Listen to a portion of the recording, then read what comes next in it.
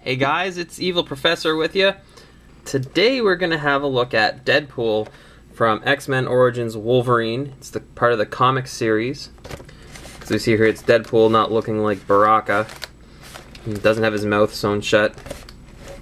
And we're looking at Dead-Pool with missile cannon. Okay, so a quick look at the packaging here. There we've got Wolverine up here on the top, just to make sure we don't forget who's the star of the movie. It's actually, this package is relatively heavy. It's mainly because of this big ass thing here.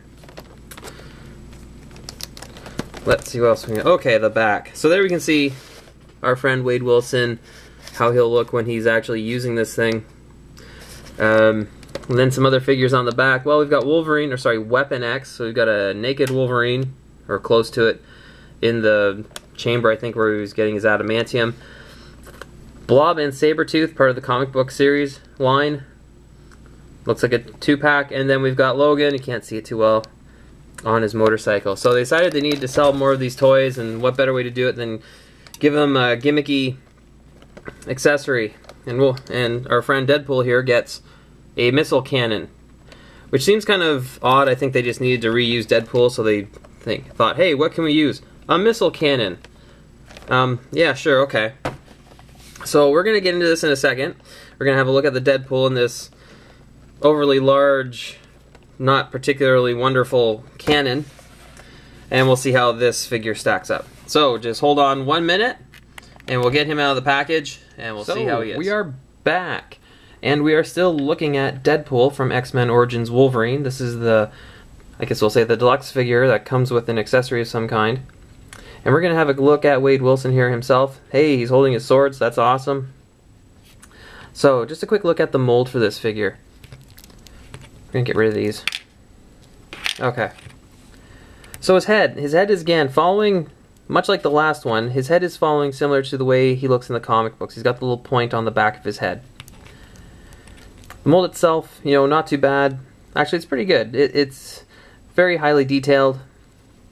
The color scheme, I mean, it's red and black, that's Dead-Pool. Dead-Pool's costume seems to change just a little bit with each artist. So it's going to be a little bit different. He's still got this harness on here so that he can put the swords in, which I guess I can do now. Otherwise, let's face it, I'll probably lose them. Okay.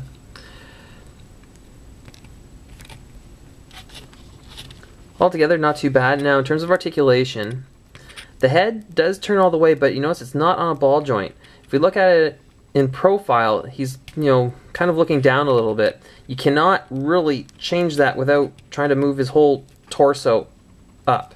He's constantly looking down. He's depressed. He's worried he's going to trip on something. He's always looking down. I don't know. Okay. Shoulders, oh, the joints on this one are pretty stiff still. Again, ball joint. We can move them up and down. The wrist, same kind of typical joint we'd have there. We can bend it forwards and backwards, rotate it around.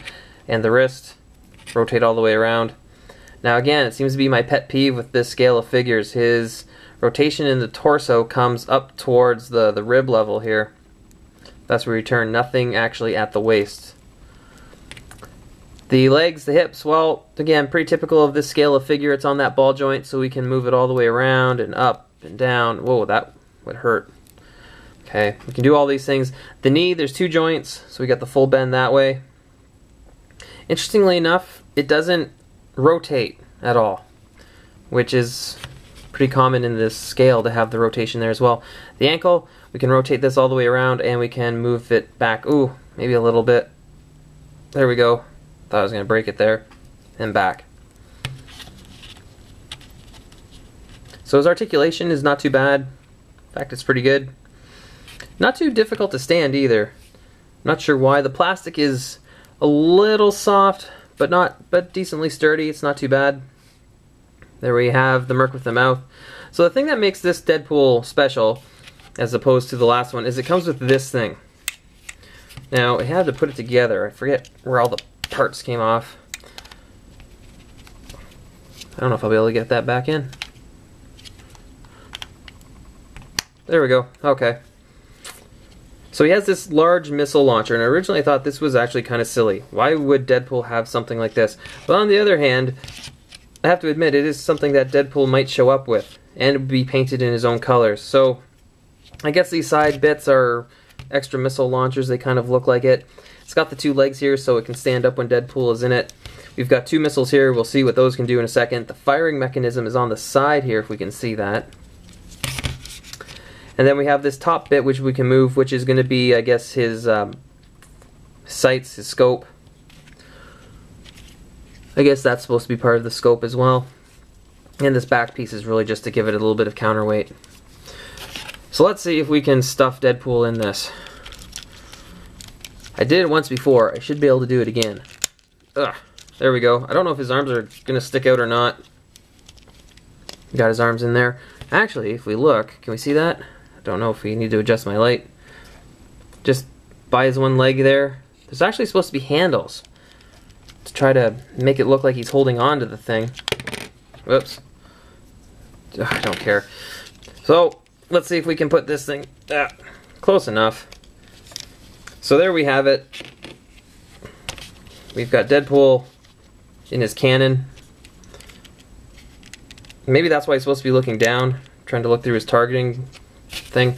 Okay, I admit I've got to try to put that back on or it's going to bother me. Okay. And again, we've got the legs so it can stand up because Deadpool wouldn't be able to support this on his own. There we have it. So he's ready to rock and roll. So if we take this thing, maybe I'll adjust it aside a little bit. We can take some other action figure of some kind and we can line it up. Can we see there? My finger's in the way. Well, bam! Take that, you nasty, crappy Transformers figure from an even crappier movie. So we've got the twin missiles. Found one. Oh, I found the other. I can put these back in. There we go. This thing really, whoa. Yeah, there's better uses of plastic than that. Figure himself, he's not too bad. But, you know, the question is, do we really need to buy this one? Well, we can take a look at the other Deadpool figure from the comic line. And if we look, let's forget about this chest piece, the thing that holds his swords for a second. It is a different mold. If we look at it. Now, a lot of it's going to be similar. But even if we look at the heads are different. Maybe almost so you could talk about different art styles depending on who is actually drawing Deadpool at the time. The wrists are a little bit different here. He's got the two different bands here. He's got more like cuffs. Same sort of thing on the feet. Two bands at the ankles instead of cuffs. The straps are a little bit different. He's got the, I guess was it the belt? I don't know what you call that on his thigh. This one's got the holster for the little gun that I kept mentioning would get lost. And you notice it's not there? I've probably got it kicking around somewhere. The harness, that's a little bit different. They both got the Deadpool logo, but as we can see, they're different. Same with this bit. This one's orange, red on the front. I don't know.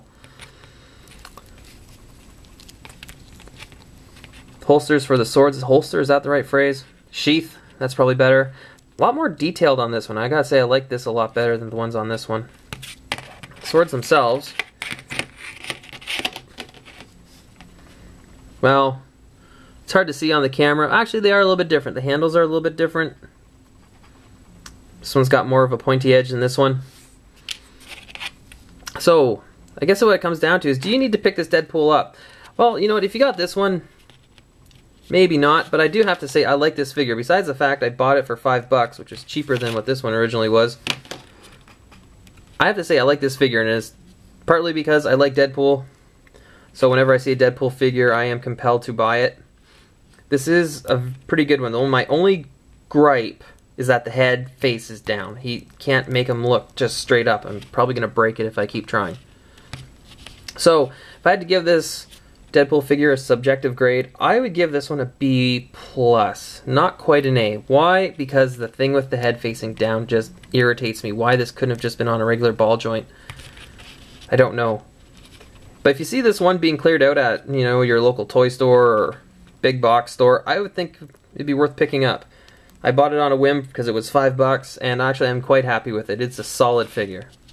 So, that's it for this class. Class dismissed. Go buy a Deadpool figure. Take it easy.